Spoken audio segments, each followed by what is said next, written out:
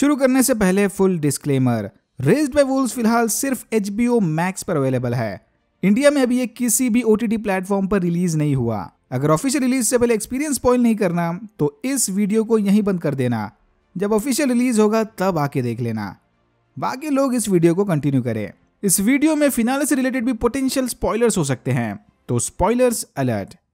Raised bye Wolves के recent episode और podcast को सुनने के बाद फाइनली बहुत सारी बातें क्लियर हो गई। Yes, finally. Episode 7, Paul tree of knowledge के फल लेकर कैंप चला गया क्योंकि प्रोफेसी के हिसाब से इस फल को खाने वाले का दिमाग खुल जाएगा और उसके सोल को लेकर सारे डाउट्स क्लियर हो जाएंगे। पॉल ने सबसे झूठ कहा कि उसे ये फल सेक्टर 7 से मिले थे जो खाने में एकदम सेफ हैं। पॉल से कंफर्मेशन मिलते ही सबने लाइन लगाकर फल को खाना शुरू कर दिया। अब तक मार्कस और पॉल दोनों समझ गए थे कि सू ही वो ट्री ऑफ नॉलेज है। शायद इसीलिए पॉल यहाँ पर थोड़ा परेशान लग रहा था। फिलहाल उसके दिमाग में बहुत सारी बातें घूम रही थी। कैंपियन को छोड़कर बाकी सारे इस फल को बड़े चाव से खा रहे थे। ये देखकर पॉल वापस मार्कस के पास चला गया। फिर दोनों मिलकर कॉलोनी पर नजर रखने लगे। अनफॉर्चुनेटली फल को खाने के बाद भी किसी पर उसका कोई असर नहीं दिख रहा था। शायद ये प्रोसेस थोड़ा स्लो हो।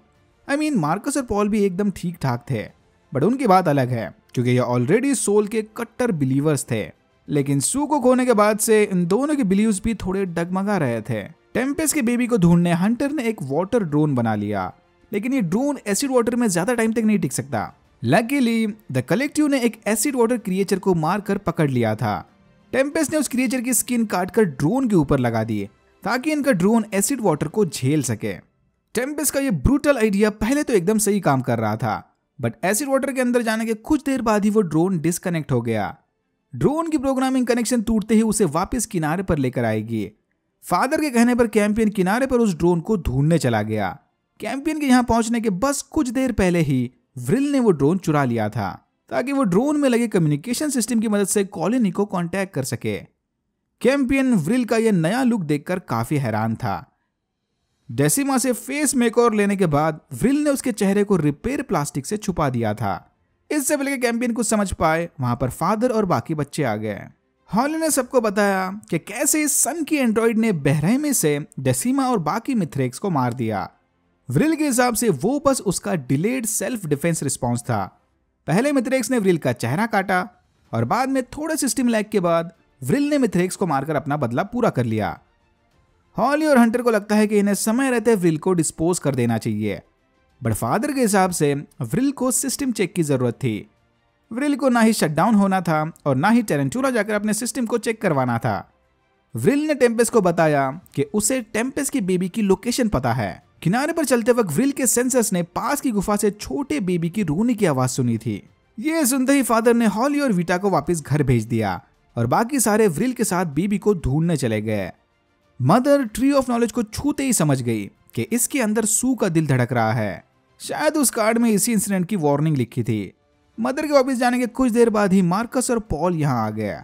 पॉल ने नोटिस किया कि धीरे धीरे सू की धड़कन स्लो हो रही थी, इंडिकेटिंग कि सू अब नहीं बचने वाली। सू को खोने के डर से मार्कस का भी सोल पर से भरोसा उठने लग गया था।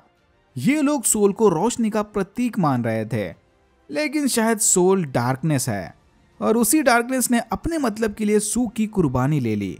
यानी सोल को मिथरेक की जान से कोई फर्क नहीं पड़ता। कैंप लौटकर मदर ने देखा कि सारे उस ट्री के फल को खा रहे थे। मदर ने चिल्ला चिल्लाकर सबको रोकने की कोशिश की। वीटा ने भी उस फल को खा लिया था।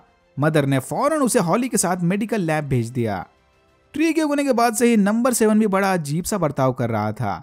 मदर समझ गई कि इसका कनेक्शन पक्का उस ट्री के साथ होगा।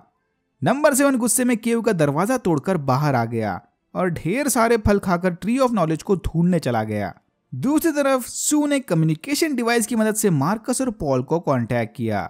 सू इन्हें बताने की कोशिश कर रही थी कि समय रहते इस ट्री को आग लगा दो, बर्न मी। इससे पहले कि मार्कस कुछ समझ पाए वहां पर नंबर 7 आ गया और इनकी आंखों के सामने ट्री को गटकने लगा। मार्कस ने पॉल को भगाकर ट्री को जलाने की कोशिश की, बट कोई फायदा नहीं था। ट्री को खाते ही नंबर 7 की बॉडी अपग्रेड हो गई और वो एक नेक्रोमैंसिंग मॉन्स्टर में बदल गया। ओके, ये सीन दिखने में जितना कंफ्यूजिंग लग रहा है उतना है नहीं। रिसेंटली रेज्ड बाय वुल्व्स के वीएफएक्स सुपरवाइजर ने ऑफिशियल पॉडकास्ट पर ऐसी इंफॉर्मेशन शेयर कर दी जो हमारे कुछ बड़े डाउट्स क्लियर कर देगी। सोल या मार्कस को सुनाई देने वाली वो आवाज केपलर 22b के कोर में रहती है। कंफ्यूजन कम करने कोर में रहने वाली उस एंटिटी को हम सोल कहकर पुकारेंगे। तो सोल का सिग्नल ट्रॉपिकल जोन में थोड़ा कमजोर था। यहाँ के वार्म इन्वायरमेंट और इलेक्ट्रोमैग्नेटिक शील्डिंग की वजह से सोल ट्रॉपिकल जोन में रहने वाले के दिमाग को कंट्रोल नहीं कर सकता, इंक्लूडिंग नंबर 7। तो ट्रॉपिकल जोन के साथ अपने कनेक्शन बनाने सोल ने किसी तरह से सिग्नल भेजकर सू को ट्री उगाने के लिए मजबूर किया। ट्री ऑफ नॉलेज की जड़ें सीधा प्लैनेट के कोर के साथ कनेक्टेड थी, यानी ट्री के उगते ही सोल का ट्रॉपिकल जोन के साथ डायरेक्ट कनेक्शन बन गया। पिछले एपिसोड के एंडिंग में जो एनर्जी ट्री की जड़ों से फ्लो हो रही थी वो इसी कनेक्शन की निशानी थी। सोल ने उस बीज के जरिए सू के अंदर कोई बायो वेपन घुसा दिया और उसे एक ट्री में बदल दिया। ट्री के साथ डायरेक्ट कनेक्शन बनते ही सोल ने फौरन नंबर 7 को सिग्नल भेजकर अपने पास बुला लिया। नंबर 7 जब ट्री को खा रहा था तब वो एक्चुअल में सोल के साथ कनेक्टेड था, यानी सोल ने ट्री को लैन केबल बनाकर नंबर 7 को एक बायो मैकेनिकल वेपन में बदल दिया। तो नंबर 7 को यह अपग्रेड सीधा सोल से मिला था। सोल ने नंबर 7 को क्यों वेपन बनाया उसके बारे में हम आगे बात करेंगे। ओके, तो इससे पहले कि नंबर 7 मार्कस और पॉल पर हमला कर दे, वहां पर मदर आ गई। नंबर 7 का यह नया रूप देखकर मदर ने उसे मारने की कोशिश की, बट मदर के अंदर स्टोर केयर गिविंग प्रोटोकॉल ने उसे नंबर 7 पर हमला करने से रोक लिया, क्योंकि टेक्निकली नंबर 7 मदर का बच्चा है और मदर उसके बच्चों पर हमला नहीं कर सकती। यह देखकर नंबर 7 ने मदर पर हमला कर दिया। सोल से अपग्रेड मिलते ही इसके अंदर भी नेक्रोमैंसर स्क्रीम वाले पावर्स आ गए। मार्कस और पॉल बेहोश पड़ी मदर को उठाकर हैवी टैंक ले गए। होश में आते ही मदर ने इन्हें बताया कि नंबर 7 उसका चाइल्ड है, इसीलिए वो उसे नहीं मार सकती। नंबर 7 को मारने मदर को अपने आप को रीप्रोग्राम करना होगा। इस काम में ग्रैंड मदर की सुपीरियर एंशिएंट टेक्नोलॉजी इनकी मदद कर सकती है। तो ये सारे ग्रैंड मदर से मिलने टेरेंटुला चले गए। दूसरी तरफ व्रिल के पीछे पीछे सारे उस गुफा तक पहुंच गए। रास्ते में फादर और हंटर के बीच ग्रैंड मदर को लेकर थोड़ी अनबन हुई। हंटर को लगता है कि ग्रैंड मदर को रीएक्टिवेट करने के चक्कर में फादर ने उसके बच्चों को इग्नोर कर दिया, उसी वजह से ये सारे प्रॉब्लम्स हो रहे थे। एनीवेज, गुफा के अंदर इन्हें एक क्रिएचर बेबी की बॉडी मिली। तो क्या इस बच्चे को खोने की वजह से उस मदर क्रिएचर ने टेम्पेस्ट का बेबी चुरा लिया? अभी तक कुछ पता नहीं। बाहर आकर सबको लगा कि शायद व्रिल उनसे झूठ बोल रही थी। जैसे ही व्रिल को पता चला कि ये उसे डिस्पोज करने की प्लानिंग कर रहे हैं, वो वहां से भाग गई। फिर कैंपियन व्रिल को रोकने चला गया और फादर कैंपियन को रोकने। इसी दौरान नंबर 7 ने मार्कस और पॉल के सामने कलेक्टिव के एक टैंक को तबाह कर दिया। टैंक उड़ाकर नंबर 7 किनारे की ओर चला गया, जहां मदर की फैमिली टेम्पेस्ट के बेबी को ढूंढ रही थी। व्रिल और कैंपियन का पीछा करते वक्त फादर नंबर 7 की नेक्रोमैंसर स्क्रीम के चपेट में आ गया। व्रिल उस तबाह किए हुए टैंक के अंदर छुपी थी। कैंपियन ने देखा कि नंबर 7 ने टैंक में मौजूद सारे सोल्जर्स का कीमा बना दिया था। नंबर 7 की चीख ने व्रिल के सिस्टम को भी हिला कर रख दिया था। इनके पास अब सोचने के लिए ज्यादा टाइम नहीं बचा। व्रिल को लगता है कि शायद नंबर 7 कैंपियन को ढूंढ रहा था। कैंपियन को बचाने इसने फौरन टैंक का दरवाजा बंद कर दिया। कैंपियन ने व्रिल को बताया कि वेपन अपग्रेड मिलने से पहले नंबर 7 बड़ा शांत टाइप का सरपंच था। पहले भी उसने एक बार नंबर 7 को जेलस होते हुए देखा था, बट शायद वेपनाइज्ड होने के बाद से ये जेलसी अब नफरत में बदल गई। कैंपियन के दिमाग में अब सारी कड़ियां जुड़ने लगी।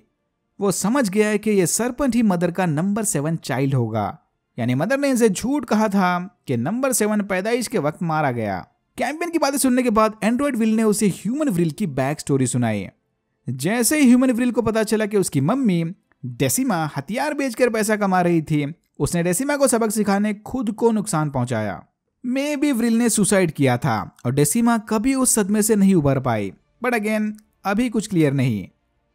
कैंपियन ने व्रिल को दिलासा देते हुए कहा कि एंड्रॉइड होने के बावजूद भी उसके अंदर सोल या आत्मा है। ओके, नंबर 7 और कैंपियन के बीच वाली ये नफरत देखकर सीजन 1 वाली एक और मिस्ट्री सॉल्व हो गई, रोमुलस टूथ का रेज्ड बाय वुल्व्स के साथ कनेक्शन।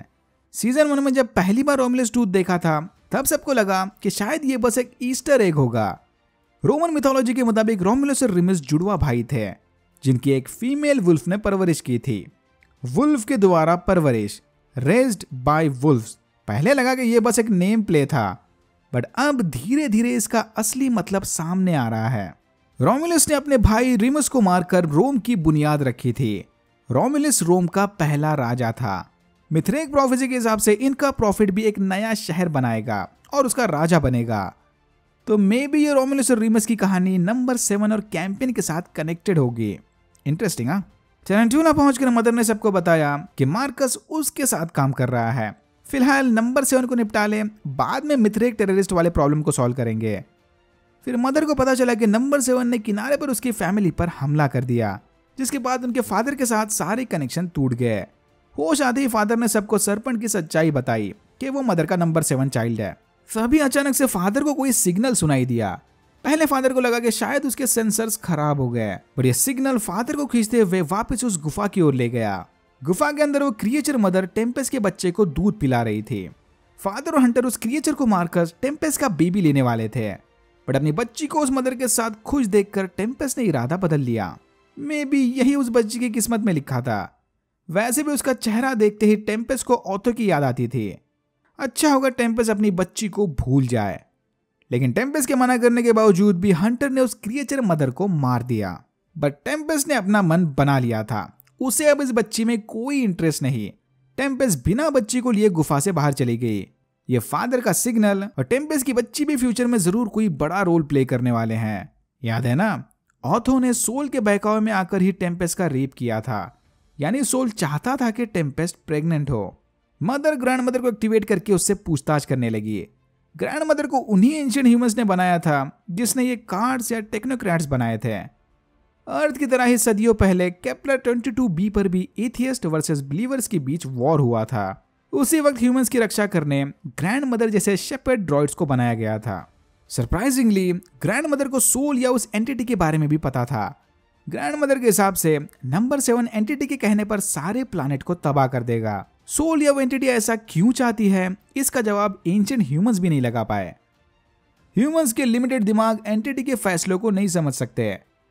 फिर मदर ने इसे बताया कि उसी एंटिटी ने मदर को फंसाकर प्रेग्नेंट कर दिया, और इस तरह से मदर ने नंबर 7 यानी उस सरपंच को जन्म दिया। मदर का बायोलॉजिकल चाइल्ड होने की वजह से नंबर 7 में भी इमोशंस आ गए। उन्हीं इमोशंस की वजह से नंबर 7 कैंपियन से नफरत करने लग गया। फिलहाल नंबर 7 प्लैनेट को तबाह करने के बजाय कैंपियन को मारने वाले साइड मिशन पर था। मदर का केयर गिविंग प्रोग्राम उसे नंबर 7 को मारने नहीं देगा। यह सुनते ग्रैंड मदर ने कहा कि उसका नकाब यानी ये सेंसरी फिल्टर मदर की मदद कर सकता है।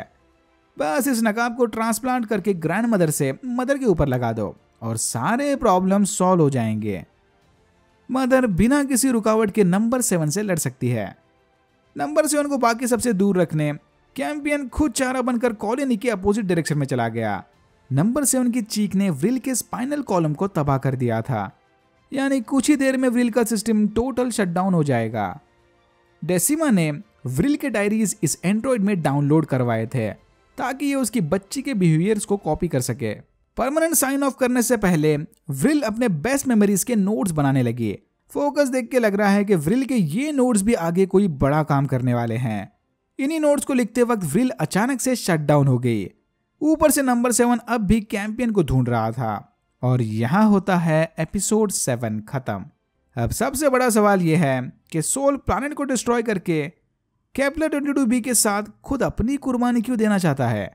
आखिर वो भी तो इस प्लैनेट के कोर में रहता है, तो ये सेल्फ सेक्रीफाइस क्यों? मे बी वो एंटिटी ह्यूमन के बीच लगातार चली लड़ाई से तंग आ गई। उसे सारे ह्यूमंस को खत्म करके इस चैप्टर को फुल एंड फाइनल एंड करना है। ग्रैंड मदर के कहने के मुताबिक इस प्लैनेट पर भी अर्थ की तरह ही रिलीजियस वॉर हुआ था। चाहे कितना भी माथा पटकी कर लो, ह्यूमंस फिर से कोई ना कोई रीजन ढूंढकर लड़ने बैठ जाएंगे। बिलीवर्स वर्सेस एथियस्ट के बीच चली इस लड़ाई का कोई अंत नहीं। इसका लॉजिकल हल तो यही होगा कि सारे ह्यूमंस को ही मार दो, एक बार का झंझट खत्म। लेकिन अगर ऐसा ही करना था तो एंटिटी ने ऑथो के जरिए टेम्पेस्ट को क्यों प्रेग्नेंट किया? प्लैनेट खत्म ही करना था तो ये चोंच ले क्यों? रेज्ड बाय वुल्फ सीजन 2 की सबसे माइंड ब्लोइंग चीज ये है कि ये सारे हिंट्स हमें शुरू से ही ओपनिंग थीम में देखने मिल जाएंगे। ट्री ऑफ नॉलेज का कोर के साथ कनेक्शन, कोर का स्टोरी में इंपॉर्टेंस, प्लैनेट में तबाही, प्लैनेट का फटना और उसके अंदर से बस कोर का दिखना, एवरीथिंग इज कनेक्टेड। मैं तो भाई ओपनिंग थीम वाले क्रीपी गाने से बचने हमेशा क्रेडिट स्किप कर देता था। अगर देख लिए होते तो शायद कब के डाउट्स क्लियर हो जाते। फिनाले के लिए अब और वेट नहीं हो रहा। Alright, that's it for now. अगर आपको वीडियो अच्छा लगा तो please like share and subscribe for more videos like this. मैंने ऐसे और भी वीडियोस बनाए जिनके लिंक्स आपको डिस्क्रिप्शन बॉक्स में मिल जाएंगे। Thank you very much for watching and I am hoping to see you in my next one.